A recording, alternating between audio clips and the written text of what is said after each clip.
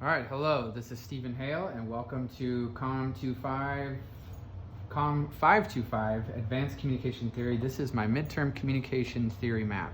Now, I've tried to unpack this the best that I could, and I've tried to doodle and drawings and all kinds of stuff, and this is where I landed. I figured I'm just gonna present this the best way that I learned it and the best way that I knew how. So without further ado, I present to you Robert Craig's box of communication traditions, and this makes up our 7 traditions that we have here. So first thing I'm going to do here is design our little box that we have. There are 7 traditions in Robert Craig's world of communication, and we are going to draw a box real fast. Okay, so what we see here is a box that has 4 sides on it, the top, a bottom, and then the inside. So we're going to go ahead and get started here. And the first thing that I'm going to do is, for the top layer of the box here, I'm going to write the word semiotic. And semiotic is important because semiotic represents signs. Okay, and signs would be how you would label this box. If you were going to write what this box is or what the content is, it would go on the top. So I picked semiotic to be on the top layer. For the bottom layer of this box, we're going to go with phenomenological. And phenomenological represents the way that individuals view the world and how they receive their communication, how they process communication. The next we're going to unpack here is the sides of this box. So starting with the actual outside of the box, we're going to go with the cybernetic approach. And cybernetic approach represents systems and how we interact with communication as a system. Okay, the side of the box here, so we've got the back, which is cybernetic, and the side of the box here is going to be socio-psychological. And socio-psychological represents the mind and how communication is involved in the mind, how people think about that. The next is going to be the side over here, what is looking at is our right side of the box, and that is going to be socio-cultural. And socio-cultural represents groups and how communication operates in Craig's traditions as a group. And then the front of our box here is going to be the critical tradition. And critical represents language. Okay. Now, of course, the inside of the box is going to have the contents, but you don't want to just throw your contents inside and let them flop around. You need some packaging material. And so we're going to package all of this with the rhetorical tradition of communication. And rhetorical represents discourse and persuasion. All right, so assigned to each one of these components, we have to have some traditions that represent that. So our first topic here that we have, semiotic, is signs. There's a couple of them that we have, which is like the triangle of meaning, which is, this is a meaning that arises from a relationship that we have between an object, a person, or a symbol. Okay, so like, for instance, as a person thinks of the car, they hear the word car. They don't think of the actual word. They see a car and they think of a specific car. When I hear the word car, my mind automatically associates to a 1969 Chevy Camaro. All right, the next one that we have here is nonverbal communication. And nonverbal communication, this theory is one that shows it's a cluster of behaviors that trigger a message. So like a furrowed brow represents anger, or crossed arms, or a smile represents joy. Okay, and then a third one here in the semiotic version of signs is the theory of identification. Okay, theory of identification. And theory of identification, this was established by Kenneth Burke. It says that humans are the only species that create consistent action that is purposeful and involuntary. These signs or symbols, they tell a story and they communicate a message, and they are intentional in how they do that, okay? So the next one we're gonna go to is the phenomenological, and this represents communication at the individual. Now the first one we're gonna talk about is the anxiety and uncertainty uncertainty management theory. Now this theory is how people deal with anxiety and uncertainty whenever they're in a new culture, and how they manage that whenever they're in a new, they need to manage that anxiety between two people who are identifying as strangers. Both sides look at this and say, hey, we both have anxiety and uncertainty about how this is going to pan out. The next example of a phenomenological theory is speech art theory, and this is speech as an art. This is when you are making, you're accomplishing the goal of making a statement that delivers specific intent. And so you're establishing communication by delivering the message, and that message is well received. It's a key component of the message because the primary responsibility of tradition is that we are delivering the intent in this theory. And then the next one of phenomenological theories is co-cultural. Okay, co-cultural theory is the voice of an individual from an underrepresented class. So these are people who are often misidentified in how they interact with people who are overrepresented. So the way a minority might interact with with a majority, perhaps an African American person, how they interact with a Caucasian person. This looks at how these individuals view the hierarchy of the members within that cultural group. Okay, so moving on from, we have the top of the box, the bottom of the box, we're going to move now to the cybernetic, which represents systems. Now the first one we're going to talk about here is the actor network theory. So when we talk about how Thomas Jefferson invented the light bulb, he didn't just invent the light bulb, but there were other factors that played involved. He had to go through a process where he picked the wrong light bulb, and he picked the wrong variations of that in an attempt to understand what this technological innovation was. There's a process. This is primarily developed in technological sciences and how things are built. The next one that we have here is the general systems theory.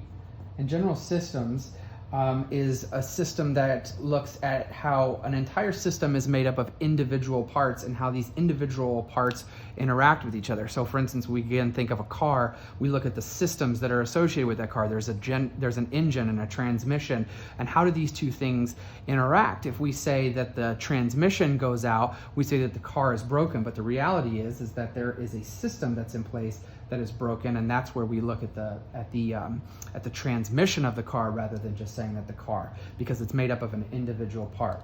The second is our media dependency theory. Now I've gone a different direction here by talking about media dependency, but I believe that this is a system too, because we as a culture have become dependent on this system of media where we look to them to give us information about our government or information about the news of the world that's happening around us.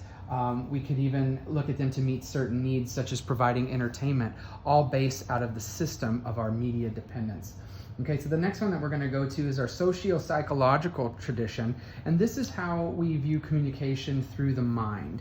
Now, the first one we're going to talk about is the uncertainty reduction theory.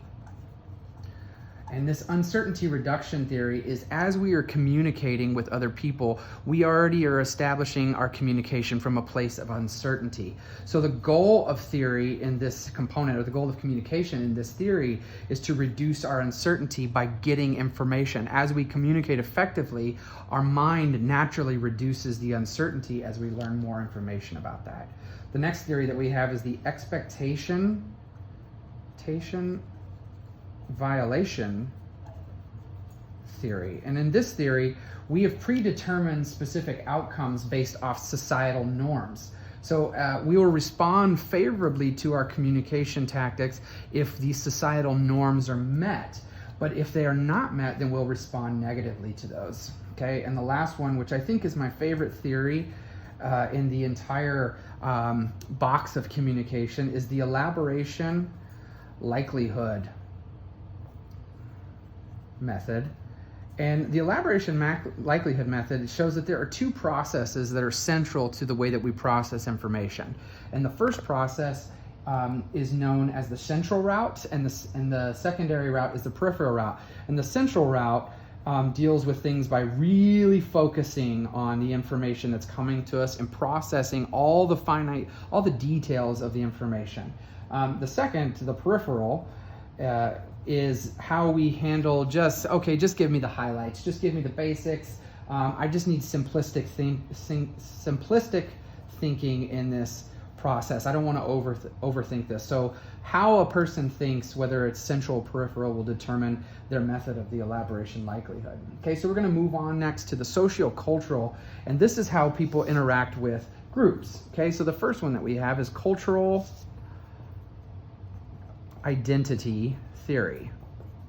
Now this theory shows us that diversity is realized inside group memberships, but there's still individualism that comes out of that. Their individualism fluctuates on how they see the overall cultural group versus how other people see that group. So a white person might identify, I'm using an example of race here, a white person might say that as a white person they have these various structures of them, but an African American might view a white person as a completely different thing. So we're assigned as individuals, but as a group or as a culture, we're identified by others as various things.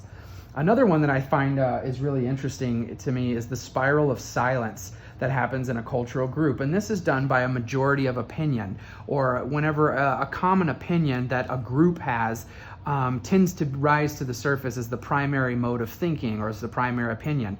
And so what you get is people that deviate from the natural opinion, they tend to back out of that and they don't speak up as loud. And as that happens more over time, and as the primary opinion gets raised to the top and gets to be more vocalized by the group, the spiral of silence continues to weed out those quieter opinions. People don't want to break from the social norm of the group, and so they say less, and then before long, less and less is said, and they're in a spiral of silence, okay? Now the last one I want to discuss here in our sociocultural tradition in groups is based out of the communication privacy management theory. And in this theory, people tend to establish lines of privacy whenever they interact with an individual or a group. They don't like to show everything about themselves. But as a person begins to interact with the group, they're more likely to open up, and the idea is to penetrate what's called the sphere. They want to penetrate the sphere of the person's being so that they can get a greater understanding of someone, and that gives the relationship breadth and depth inside of this theory. But you only can do that by opening up and by penetrating that sphere, okay? So the last side of the box, so we've got our back box, we got the back side, we've got the side here, we've got this side on this side, and now we're gonna go to the front of the box now that we've established our top, a semiotic, and then our phenomenological as individuals. So now we have the critical version, which is the front part of this box. And a couple of theories that we have here. The first is what we have, social constructionism. And this one deals with language. And social constructionism could have gone into a couple of different sides of this, and it could have gone into a couple different traditions. But the reason that I like social constructionism is because it's devised by language and how we define certain terms or how we speak. So for instance, in one language, there might be a word for something that does not exist in another language. And so as we begin to try and translate things, a lot of the meanings of translations get adjusted. But we are adherent to our social construct, and so things will have different meanings across different cultures. And those are important because that all ties back to our language. Another one that we have is just traditional critical theory.